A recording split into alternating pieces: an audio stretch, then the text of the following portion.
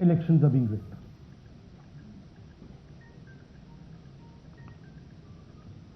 So I'm going to make a claim here, very strong claim,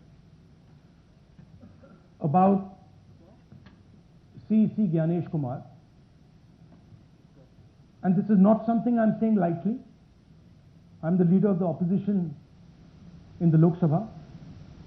This is something I'm saying after solid proof that I'm going to show you, the youth of India, the people of India today.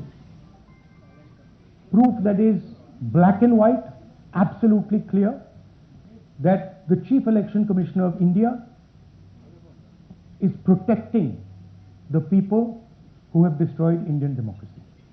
I'm also going to show you the method by which votes are being added and deleted, and I'm going to show you how they are done, how that is done.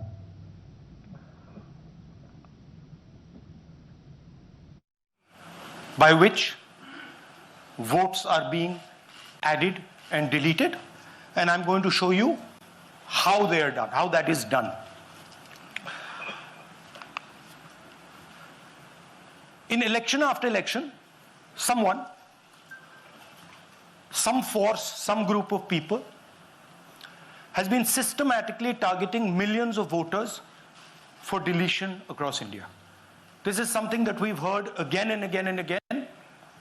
Different communities, mainly communities that are voting for the opposition, Dalits, Adivasis, minorities, OBCs, are specifically targeted. We had heard this many times, and now we found 100% proof of it. Please understand, I am not going to say anything on this stage that is not backed up by 100% proof. I am somebody who loves my country. I love my constitution. I love the democratic process, and I'm protecting that process. And so I'm not going to say anything here that is not going to be based on 100% proof that you can determine. The burden of the judgment is yours. I am going to lay the proof in front of you. You will see it and say, actually, this is pretty solid proof. Aland is constituency in Karnataka. 6,018 votes. Somebody tried to delete 6,018 votes. We don't know the total number of votes that were deleted in Aland in the 23 election.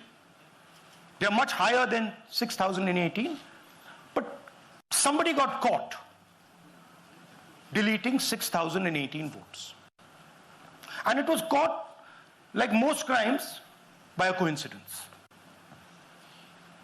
What happened was, the booth level officer there noticed that her uncle's vote was deleted. And so she checked who deleted her uncle's vote, and she found that it was a neighbor. पड़ोसी ने uncle का vote delete किया था.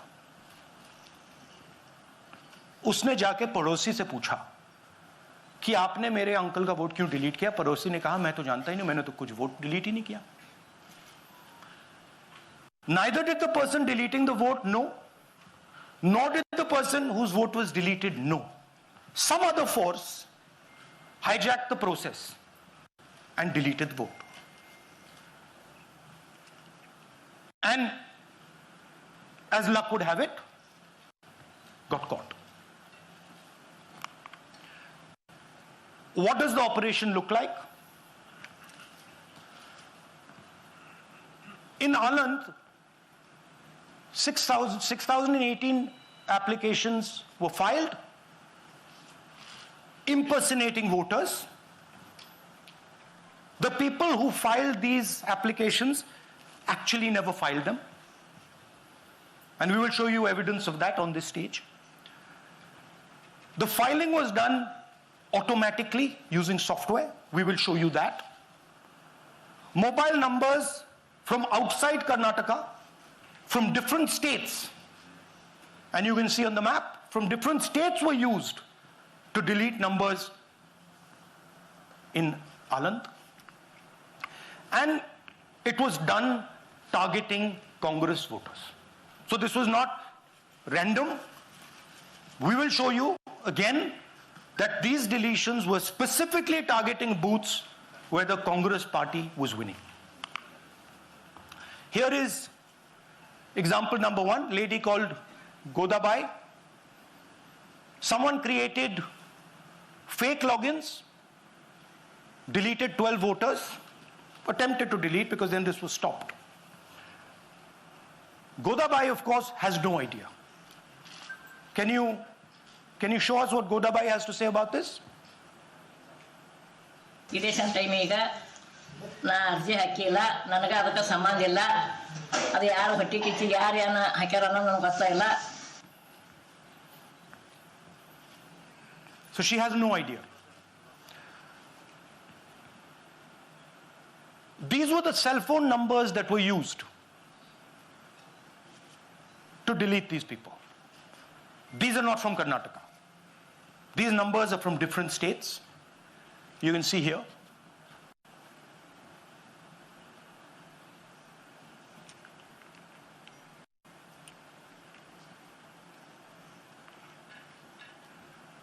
So the question is, whose numbers are these? How were they operated? Where were they operated from? Who generated the OTPs to disturb the process? Now these are questions that arise out of this. Here's example 2, Suryakant. This gentleman apparently deleted 12 voters in 14 minutes. He filled 12 deletion forms in 14 minutes. I'd like you to meet him. He's here. That's one of the people. That's one. Namaskar bhi aiye. Babita Chaudhary is one of the votes that he is supposed to have deleted. Aiye bhaiya. He is supposed to have deleted. This is the gentleman. ये इनका vote delete किया जा रहा था. ये कर रहे थे. इनसे आप पूछिए. बताइए. That's our candidate. हाँ. कन्नड़ा में बोलिए. ನನ್ನ ಹೆಸರು ಸೂರ್ಯಕಾಂತ್ ಗೋವಿನ. ನಾನು ಸರ್ಸಂಬ ಗ್ರಾಮದಲ್ಲಿ ಇದ್ದೆ. ನನಗೆ ನಾಲೆಜ್ ಇಲ್ಲದೆ ನನ್ನ ಹೆಸರು ಮೇಲೆ 9 ಜನರ ಲಿಸ್ಟನ್ನು ಡಿಲೀಟ್ ಮಾಡಿದ್ದಾರೆ. ಅದು ಯಾಕಂತ ಇವರು ನನಗೆ ಬಂದು ಕೇಳಿದರು, ನಮ್ಮ ಹೆಸರು ನೀವು ಯಾಕೆ ಡಿಲೀಟ್ ಮಾಡಿದ್ರಿ ಅಂತ. ಅದಕ್ಕೆ ನಾನು ನಮ್ಮ ಸಾಹೇಬ್ರಿಗೆ ಹೇಳಿದೆ, ನಾನು ಡಿಲೀಟ್ ಯಾರಿಗೂ ಮಾಡಿಲ್ಲ, ಅಪ್ಲಿಕೇಶನ್ ಕೊಟ್ಟಿಲ್ಲ, ಆದರೂ ಡಿಲೀಟ್ ಆಗಿದೆ, ಅದು ನೋಡ್ರಿ ಅಂತ. ಹಾಗಾಗಿ ತಹಶೀಲ್ದಾರ್ಗೆ ಹೋಗಿ ಕಂಪ್ಲೇಂಟ್ ಕೊಟ್ವಿ. ಮತ್ತು ಕಮಿಷನರ್ ಇದು ನಮ್ಮ ಜಿಲ್ಲಾ ಎಲೆಕ್ಷನ್ ಒಂದು ಇದಕ್ಕೆ ಕಂಪ್ಲೇಂಟ್ ಕೊಟ್ವಿ. ನನ್ನ ಹೆಸರು ಮೇಲೆ 12 ಜನರದು डिलीट ಮಾಡಿದ್ದು ನಿಜ ಇರ್ತದೆ. थोड़ा ट्रांसलेट कर लीजिए. मेरे नाम पे 12 लोगों का नाम डिलीट किया गया है. हालांकि मुझे मालूम नहीं, मैं कभी किसी को मैसेज भेजा भी नहीं, मैं बुलाया भी नहीं. ये बबीता आके पूछने से पता चला कि मैंने मेरे फ़ोन से ऐसा मैसेज दिया, लेकिन असल में मैंने किसी को भी मैसेज नहीं किया. आप कुछ कहेंगे? नहीं, ठीक है. Thank you. Thank you. Third example, Nagaraj. 2 applications filed and submitted in 36 seconds. Please try and fill these forms and see how long it takes you. Try and fill. And I ask the youth of India, try it. Try and fill the form, 2 forms in 36 seconds. You'll see the answer to this question. Notice also what time this gentleman fills the form. For some reason he gets up at 4:07 in the morning and suddenly fills 2 forms in 38 seconds.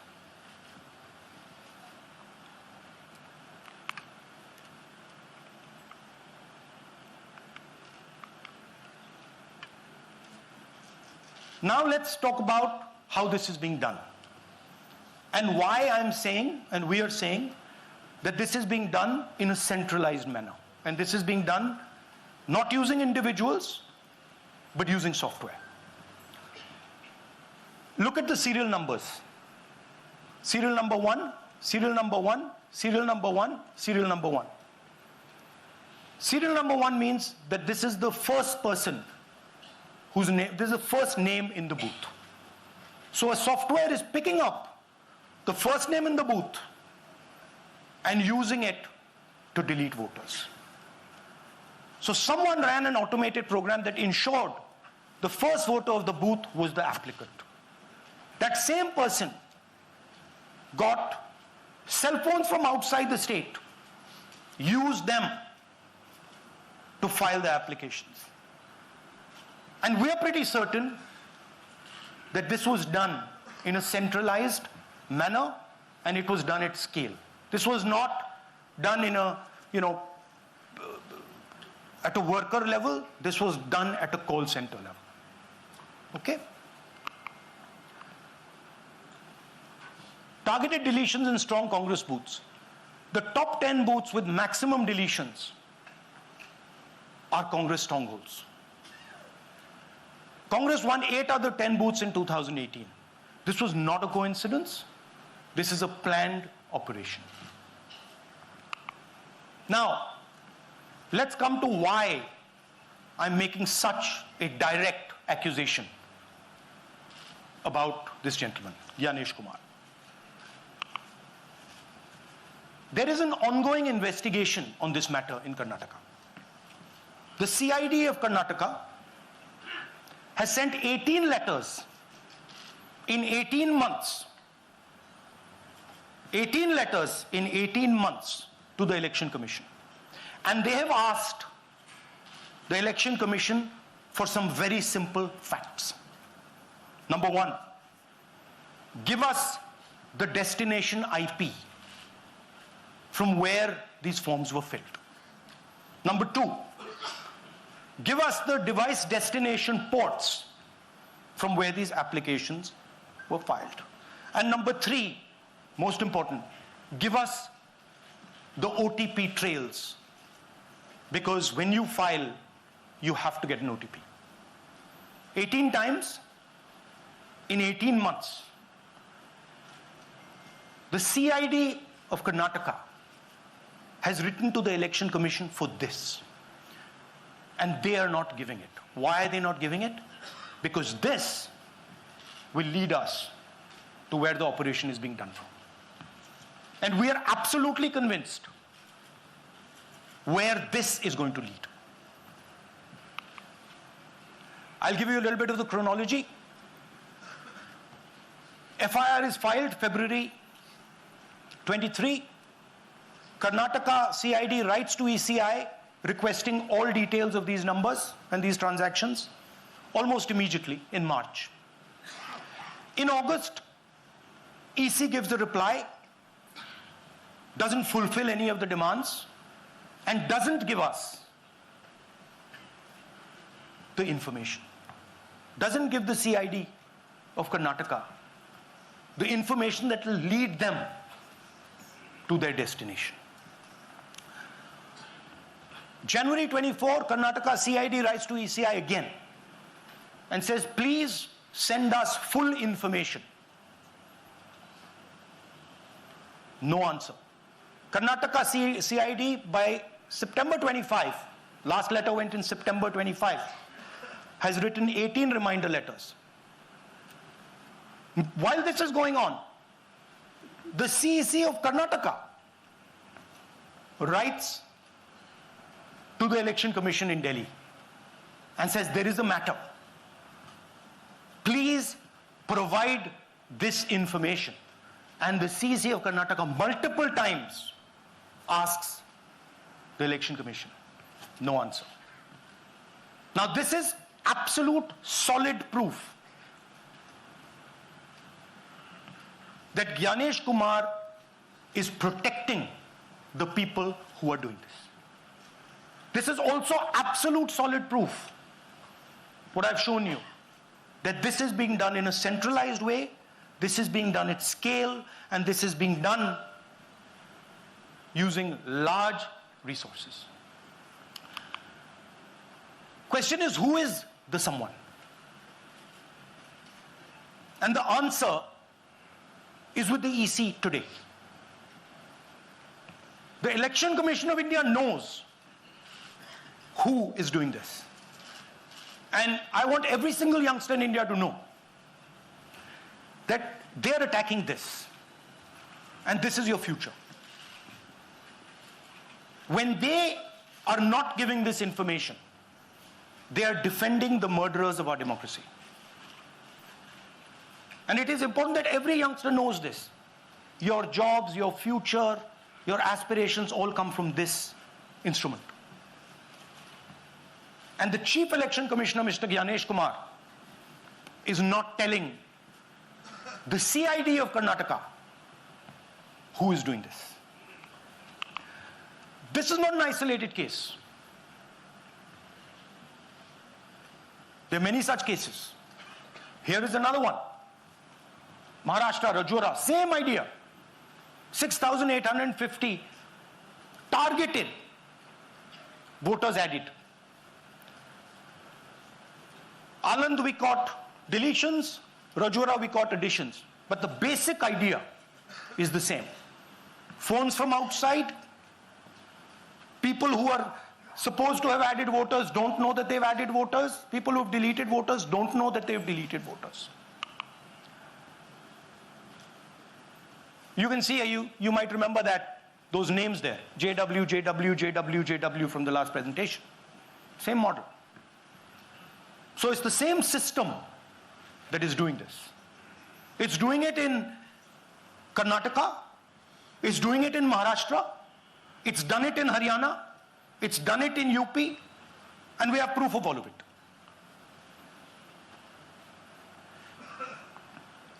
Names are being filled. Addresses, the address is Sasti, Sasti, Sasti, Sasti. Name is UQ, JJW.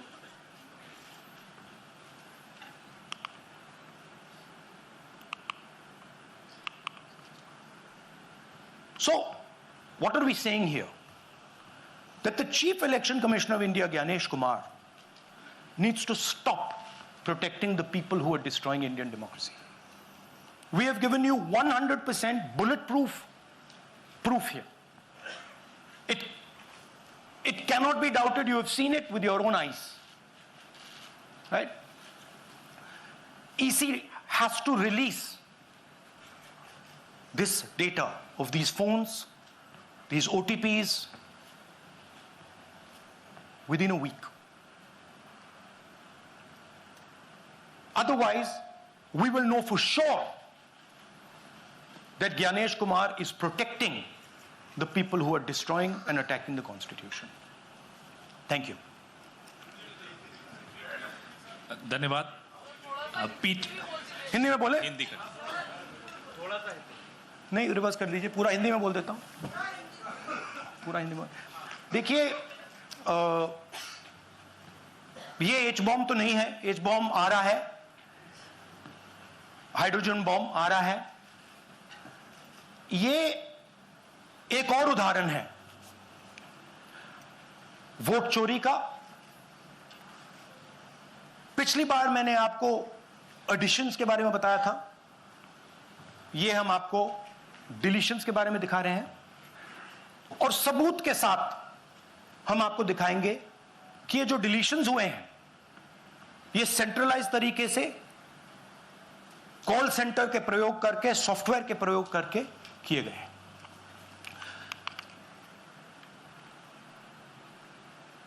हमारे पास इस presentation में जो मैंने आपको अभी दिखाया 100% सबूत है, प्रूफ है कि ज्ञानेश कुमार जी हिंदुस्तान के चीफ इलेक्शन कमिश्नर वोट चोरों की रक्षा कर रहे हैं. और ये मैं आपको अभी दिखाने जा रहा हूं।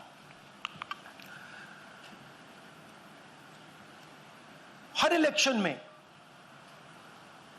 हमें रिपोर्ट आती थी कि वोटर्स डिलीट हो रहे हैं, कांग्रेस वोटर्स डिलीट हो रहे हैं, ऑपोजिशन के वोटर्स डिलीट हो रहे हैं, दलित वोटर्स डिलीट हो रहे हैं, आदिवासी हो रहे हैं, माइनॉरिटी वोटर्स डिलीट हो रहे हैं, ओबीसी वोटर्स डिलीट हो रहे हैं। मगर जब डिलीट होते हैं ऑपोजिशन के ही होते हैं। कर्नाटक में आलंद कंस्टिट्यूएंसी है, यहां पे चोरी पकड़ ली, कोइंसिडेंस से पकड़ी। वहां की जो बीएलओ थी उसने देखा कि उसके रिश्तेदार को डिलीट कर दिया गया था। जैसे चोरी पकड़ी जाती है, कोई छोटी सी गलती हो जाती है, हाथ आ जाती है।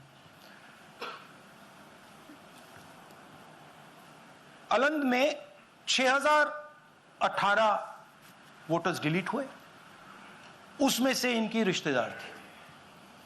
उन्होंने पता लगाया कि मेरे रिश्तेदार को डिलीट किसने किया।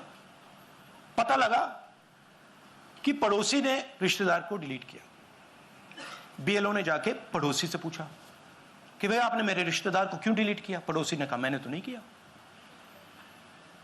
बीएलओ सस्पिशियस हो गई, शक पड़ा, उसने प्रोसेस चालू कर दी।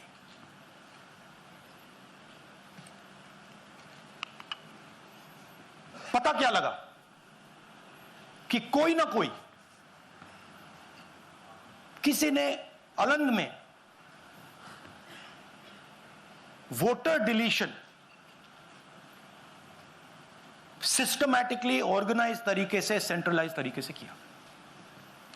हमें यह नहीं मालूम कि आलंद में कितने वोटर डिलीट हुए, क्योंकि इससे बहुत ज्यादा हो सकते हैं। 6000, तकरीबन 6000 पकड़े गए, उस पर इन्वेस्टिगेशन हो गया। क्या पता लगा कि फाइलिंग ऑटोमेटिकली ऑनलाइन हो रही है। मोबाइल नंबर्स कर्नाटक के नहीं यूज हो रहे, मोबाइल नंबर्स दूसरी स्टेट्स के यूज हो रहे हैं। इनफैक्ट कर्नाटक के नंबर थे ही नहीं उसमें। मतलब आप दिल्ली में बैठे डिलीट कर रहे हो, आपका नंबर तमिलनाडु का है। आप गुड़गांव में डिलीट कर रहे हो, आपका नंबर झारखंड का है। और जब हम चेक कर रहे हैं कि भैया आपका नंबर है, तो आपका नंबर है ही नहीं, किसी और का नंबर है। और टारगेट करके कांग्रेस वोटर्स को डिलीट किया गया। ये गोदाबाई जी हैं, इनके नाम पर 12 वोटर्स डिलीट किए गए। इनको मालूम ही नहीं, इनको पता ही नहीं कि इन्होंने 12 वोटर्स डिलीट किए। दिखाइए जरा। ಇಲೆಕ್ಷನ್ ಟೈಮ್ ಈಗ ये इनका वीडियो है। ನಾ ಅರ್ಜಿ ಹಾಕಿಲ್ಲ, ನನಗೆ ಅದಕ್ಕೆ ಸಂಬಂಧ ಇಲ್ಲ। ಅದು ಯಾರು ಹೊಟ್ಟಿ ಕಿಚ್ಚಿ ಯಾರು ಏನ ಹಾಕ್ಯಾರ ಅನ್ನೋದು ನನಗೆ ಗೊತ್ತಾಗಿಲ್ಲ। तो इनको आइडिया नहीं है कि इन्होंने वोटर्स डिलीट कर दिए।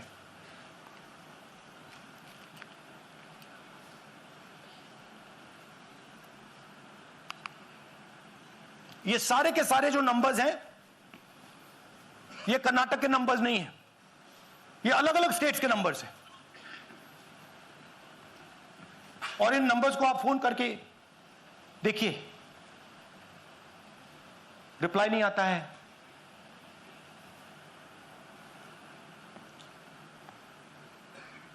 तो सवाल यह है कि किसके नंबर्स हैं, ये किसने ऑपरेट किए, जब इन्होंने ऑपरेट किए ये कहां थे,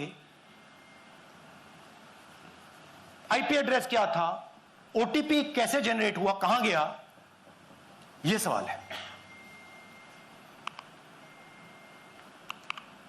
ये दूसरा उदाहरण, सूर्यकांत जी जो अभी स्टेज पे आए थे, इन्होंने 12 वोटर्स को 14 मिनट में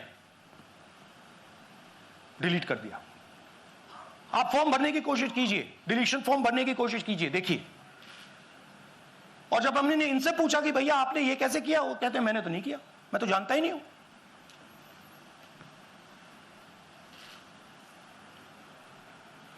बबीता चौधरी जी का इन्होंने एक नाम डिलीट किया, यहां खड़ी हैं, बबीता जी यहां हैं, सूर्यकांत जी यहां हैं, आ जाइए जरा स्टेज पे, 1 सेकंड आ जाइए। ये दोनों खड़े हैं यहां पे, सूर्यकांत जी, बबीता जी। इनको मालूम ही नहीं कि इन्होंने डिलीट किया। Thank you. नागराज जी, इन्होंने 2 एप्लीकेशन 36 सेकंड में फाइल कर दी है। और मजे की बात देखिए, ये 4 बजे सुबह उठ के फाइल कर रहे हैं।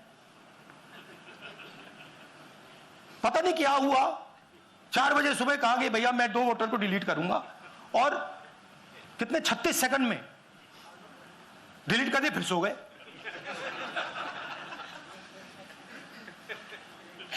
हमारी माइंड में पहले सवाल था कि क्या इलेक्शन कमीशन भी सो रहा है, मगर नहीं, सोया कोई नहीं है, जगे हुए हैं, सिस्टमैटिकली मदद हो रही है। यह देखिए दूसरी बात, जो भी डिलीट कर रहा है वोटर लिस्ट में उसका सीरियल नंबर 1 है। मतलब जो भी वोटर लिस्ट में पहले नंबर पे आता है वही डिलीट कर रहा है। 5वें नंबर वाला, 7वें नंबर वाला, 10वें वाला कोई नहीं कर रहा। तो हो क्या रहा है, सॉफ्टवेयर से यह काम किया जा रहा है। सॉफ्टवेयर प्रोग्राम कह रहा है पहला नाम निकालो और इसका प्रयोग करके डिलीट करो। टारगेटेड डिलीशंस हो रहे हैं। कांग्रेस पार्टी पर आनंद में अटैक किया। टॉप 10 बूथ्स जहां सबसे ज्यादा कांग्रेस की स्ट्रेंथ थी वहां टारगेट किया। और 2018 में पिछले इलेक्शन में 10 में से 8 बूथ कांग्रेस पार्टी जीती थी, और इन 8 में से इन्होंने 6000 लोग उड़ाने की कोशिश की। ये कोइंसिडेंस नहीं था, ये प्लान था, और ये सेंट्रलाइज तरीके से किया जा रहा है। अब मैंने बहुत बड़ी बात बोली, चीफ इलेक्शन कमीशन के बारे में मैंने बोला कि ये व्यक्ति वोट चोरों की रक्षा कर रहा है। जो भी मैं यहां बोल रहा हूं 100% प्रूफ के साथ, सबूत के साथ बोल रहा हूं। और मैं अभी आपको दिखाना चाहता हूं कि मैं ये शब्द क्यों बोल रहा हूं और किस बेसिस पे बोल रहा हूं। आपको अपनी आंखों से ये दिखेगा। कर्नाटका सीआईडी ने केस चालू किया कि वोटर कौन है, ये फोन किसके हैं, ये आईपी एड्रेस क्या है, ओटीपी कहां गया, इन चीजों के बारे में इन्वेस्टिगेशन शुरू होती है। कर्नाटक सीआईडी ने हिंदुस्तान के इलेक्शन कमीशन को 18 चिट्ठियां लिखी हैं।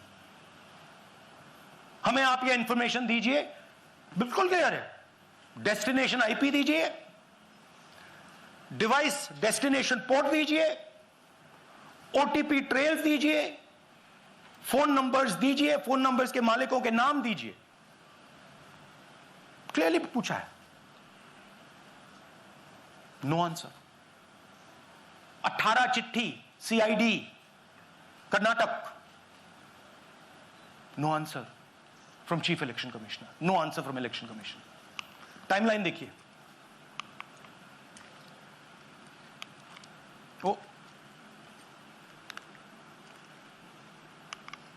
ओके, फरवरी 23 में इन्वेस्टिगेशन शुरू होती है। मार्च 23 में कर्नाटका सीआईडी चिट्ठी लिखती है ईसीआई को कि हमें सारे डिटेल्स दे दीजिए।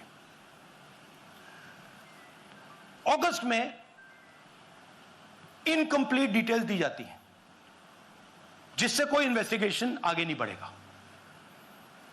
जिन चीजों की जरूरत थी वो नहीं दी, जिसकी जरूरत नहीं थी वो सारी दे दी। पहला सबूत। दूसरा सबूत, 18 बार रिमाइंडर लेटर गए हैं। आपको अगर सीआईडी एक बार लेटर भेज दे और आप नहीं गए, आप जानते हो क्या होगा। यहां पे इलेक्शन कमीशन को 18 बार लेटर गए हैं, कुछ नहीं हुआ है। बाद में क्या होता है, कर्नाटक ईसी इलेक्शन कमीशन को लिखता है, कहता है भैया हमें दे दीजिए, आपको इंफॉर्मेशन देना पड़ेगा। No reply. मार्च 25 में, आखिरी लेटर सितंबर में गया है, कुछ ही दिन पहले। No reply from EC. यह है कि ज्ञानेश कुमार जी वोट चोरों की रक्षा कर रहे हैं, और यह ब्लैक एंड व्हाइट सबूत है, इसमें कोई कंफ्यूजन नहीं है कहीं।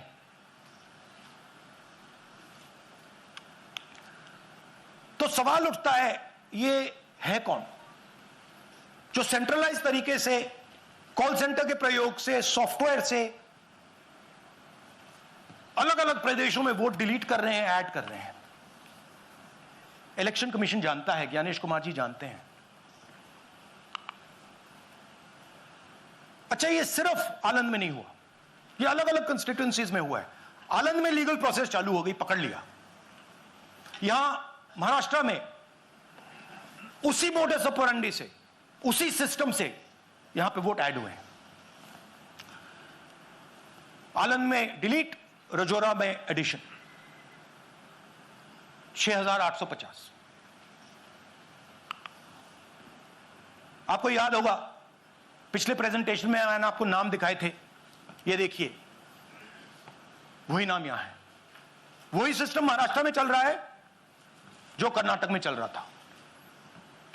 नाम वैसे ही है, JW JW JW, पता वैसा है, JW JW, नाम यू जैसे किसी ने टाइप करके लगा दिया।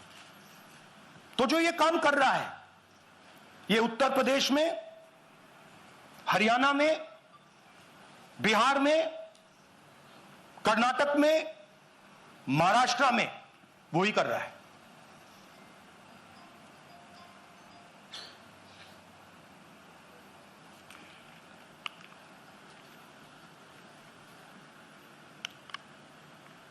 तो हमारी डिमांड है, ज्ञानेश कुमार जी, आप अपना काम कीजिए।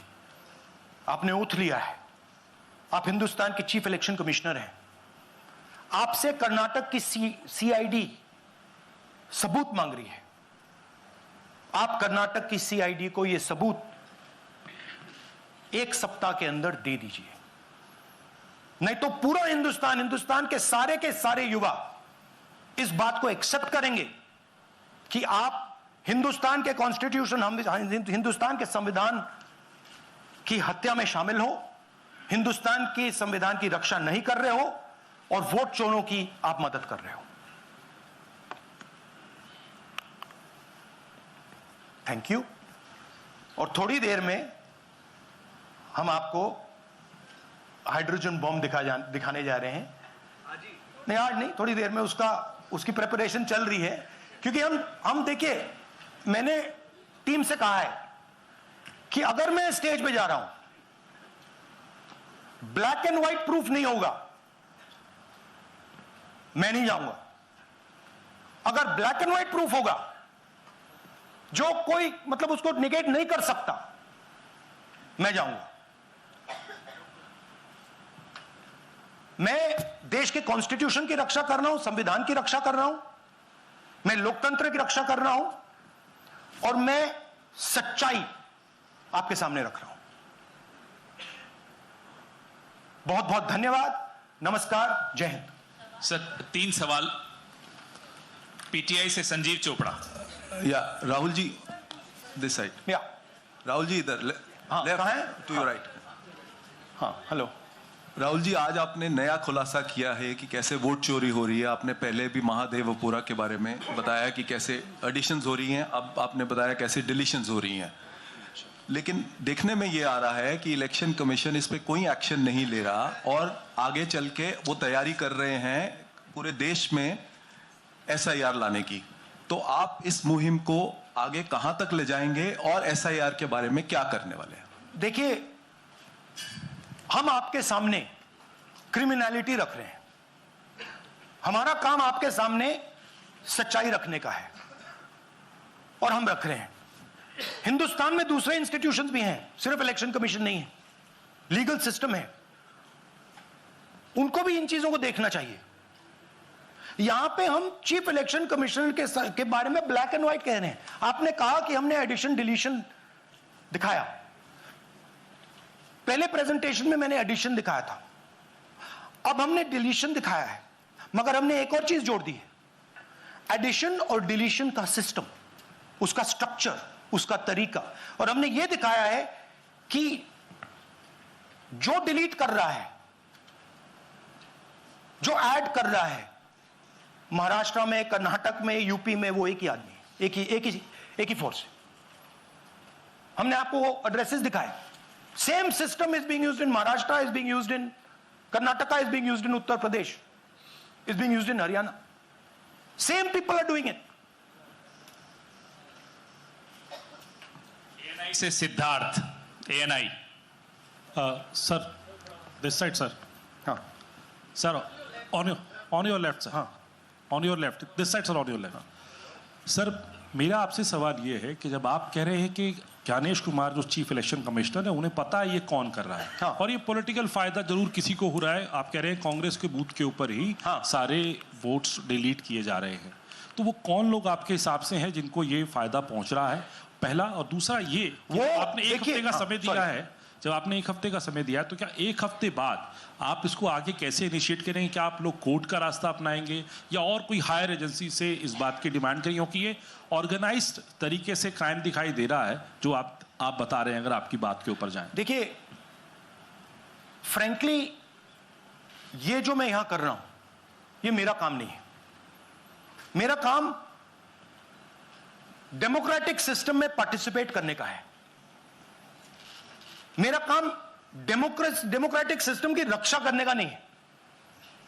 वो काम हिंदुस्तान के इंस्टीट्यूशंस का है। वो काम वो नहीं कर रहे हैं, इसलिए मैं कर रहा हूं। अब मैं आपको यह कह सकता हूं कि हमने आपको 2 बार सबूत दिखाया है, और जब हम ये प्रेजेंटेशंस खत्म करेंगे, इसमें लगेंगे 2-3 महीने, जब हम ये खत्म करेंगे, आपके माइंड में कोई डाउट नहीं होगा